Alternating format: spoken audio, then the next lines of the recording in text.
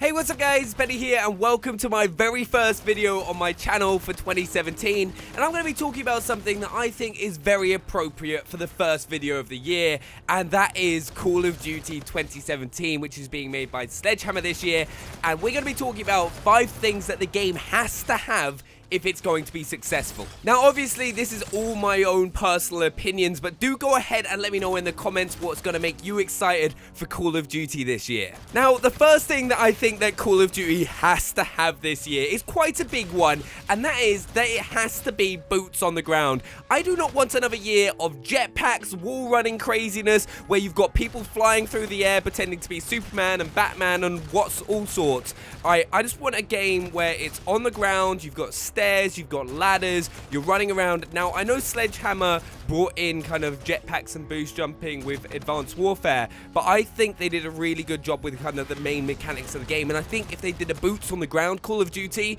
like kind of Modern Warfare 3, Black Ops 2, Modern Warfare 2, those sort of games, I think they could do a really good job, because I think a lot of people, including myself, are kind of tired of the kind of futuristic kind of wall running jetpacky world and would really love to go back to something where it's feet on the ground. Now the next thing that's also quite big for me with this year's Call of Duty is it being a game that we can actually relate to. Something that when we play the game we recognize things and go, oh my god, this actually happened, and oh wow, I recognize that gun, because I think that's something that Modern Warfare did really well, is you played with the M16 and you recognize that being a real gun in the world, and it's just like small little things that you can relate to rather than having like the boost jump of 2077, or like kind of just running around with some futuristic laser guns, which I just don't think have that big an impact. And when it's something like, I think Call of Duty was really successful when there were periods in time that you knew about and there was history behind it, because it kind of gave you a bit of an education behind it as well. Now obviously that's not the biggest reason behind playing it, but when you played like World at War, for example, you were using old school weaponry that was used in World War II, and it kind of gave you a better understanding of that period of time. And I think it would do really, really well if this year's Call of Duty went to something like Vietnam, World War II, World War I, or even Modern Warfare, something along those lines, and I would be really happy. Not going into 2564 where we're going to be on like planet Mars, and yeah, you kind of get the drift. The next thing that I also think is quite important for this year's Call of Duty is for them to have a similar launch plan to what they did with Black Ops 3, for there to be a beta earlier in the year so we can get our hands on it, get excited about it, and also, most importantly, having Sledgehammer have enough time to make any drastic changes to the game if there's a fundamental problem, because with Infinite Warfare, the beta was 2 weeks before the launch of the game. Now, no matter how good a team that you've got, you cannot make any big changes to a game in 2 weeks before launch. It's just not going to happen. So I'd love to see like a beta in July or August, something very similar to Black Ops 3, because also not only does it mean that we can get our hands on the game early and get excited about it, it means that Sledgehammer will have time to make the changes that we think are needed as a whole community. Now this next point is perhaps one of the most important that I have in this video, and it's one that I think a lot of you are going to get behind, and that is in this year's Call of Duty to get rid of supply drops in their current format, because I think it's something that has ruined Call of Duty a little bit across Black Ops 3 and Infinite Warfare. I'm perfectly happy if it's cosmetic only items like camouflages or weapon accessories or reticles. That sort of stuff is perfectly cool to earn in the supply drop because it has no real impact on gameplay. However, I'm not happy with there being exclusive unique weapons in supply drops. That's